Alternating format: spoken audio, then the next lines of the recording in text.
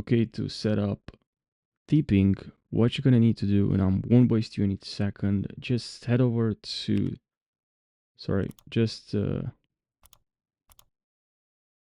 I'm sorry.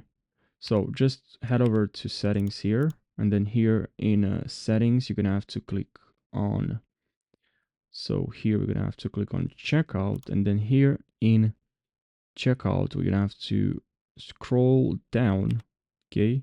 So we're gonna have to scroll down, and here we should find tipping. Right here, just show tipping option at checkout.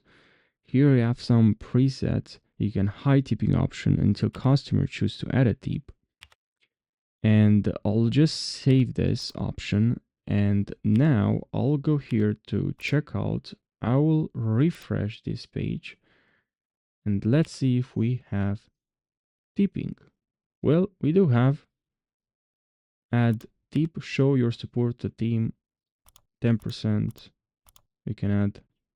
All right, so works. I hope you found this short video helpful. Please subscribe for more and take care.